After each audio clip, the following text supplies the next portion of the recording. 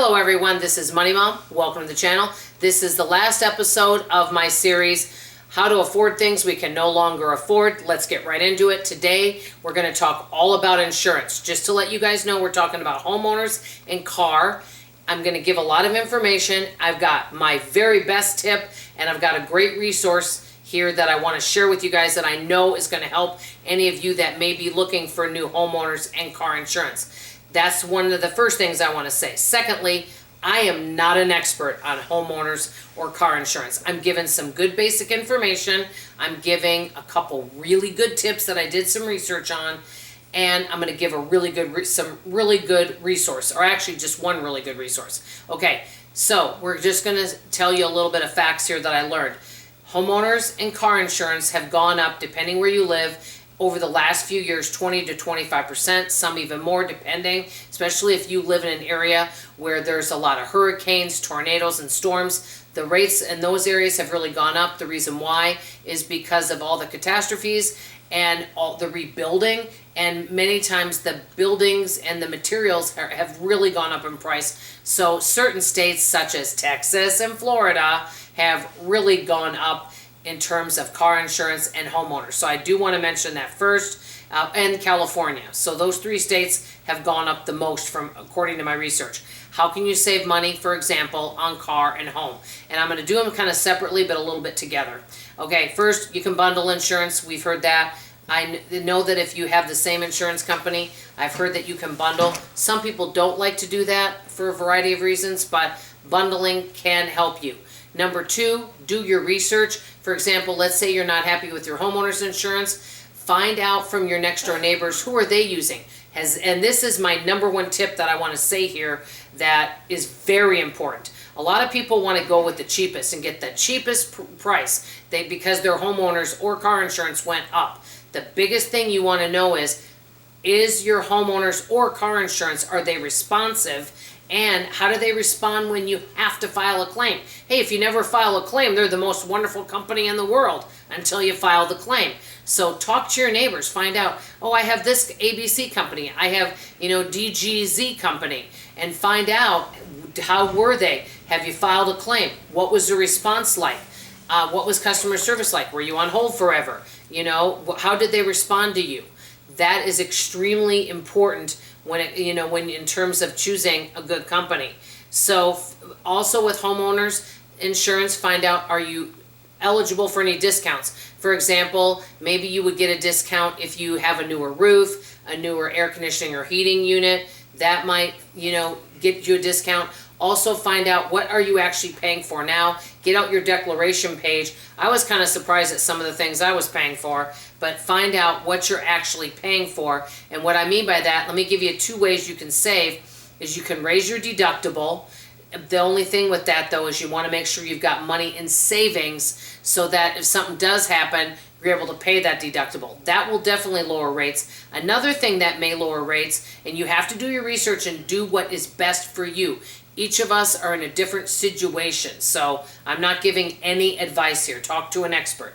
But you could either lower, or possibly I even know people that don't have personal liability. Personal liability protects you in case there's an injury on your property. So let's say somebody has a swimming pool. We know your rates are going to be higher, or a trampoline. They're definitely, and they have people over all the time, they're going to want personal liability in case something happens. But I know a lot of people that don't have anybody come over to their house. And so I know folks that have dropped their personal liability and it way lowered their insurance. Don't know if that's a good choice for you, but always do your research.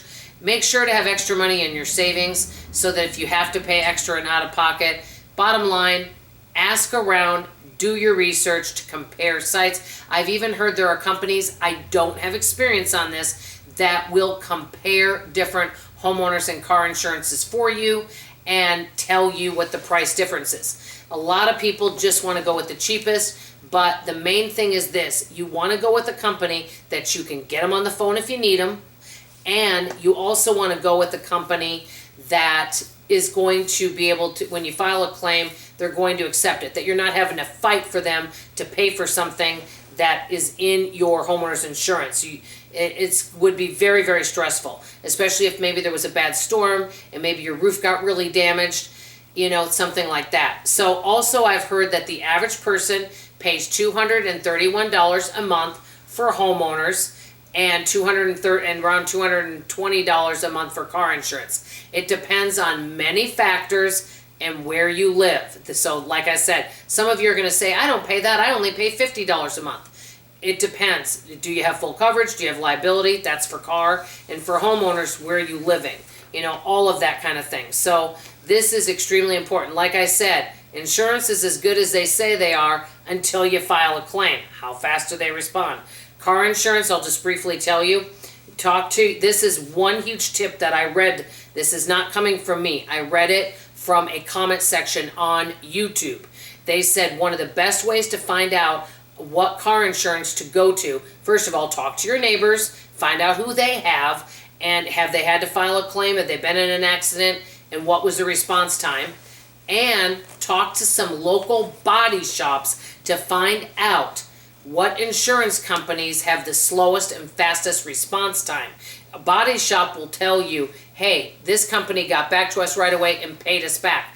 This company, it took forever for them to pay out. And if they're taking forever to pay out, they may take forever to respond to you.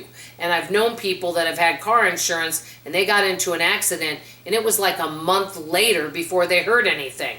So really do your research. I know a lot of people want the cheapest, especially with rates going up, but my father always said you get what you pay for. So I'm not saying you got to have the most expensive, and expensive doesn't always mean good, but just do your research and talk to people that live around you to find out, and talk to the experts out there that have put in their research. Okay, you may get a good driver's discount. That's something to think about. Also, I've known of people that pay less because they don't drive very many miles. That's a possibility. And I have a friend of mine that recently took some driver safety courses, and she's now saving on insurance. So here's some really good tips. I just gave you just a few tips. I know there's a lot more out there, and like I already said at the beginning of the video, I'm not an expert, but I'm hoping at least some of these get you thinking about it so that you can go do your research. I'm going to link this YouTube channel below. I've watched several of their videos. They give a lot of good information. The YouTube channel, and I'll link them, is called Think Insurance. Short, easy to understand content, and not only that, the comment section from the subscribers and viewers is really good. As a matter of fact, the one comment that I thought was the best was, calling or checking in with the local body shop to find out what insurance companies respond the fastest. Make sure to talk to people in your area that own vehicles and own homes and what their experience is. And somebody might tell you, hey, I've got great car insurance or great homeowners, but they may never have had to use them, right? Kind of like health insurance. If you've never really used it and you think it's good until you have to use it, if that makes sense. So I'm going to link Think Insurance in the comments below here. Go ahead and check them out if you're thinking of switching homeowners or car insurance. And these are just some of the ideas I have. I'm sure there's more. Next week, I'm going to do an announcement about a new series I know you're going to really enjoy.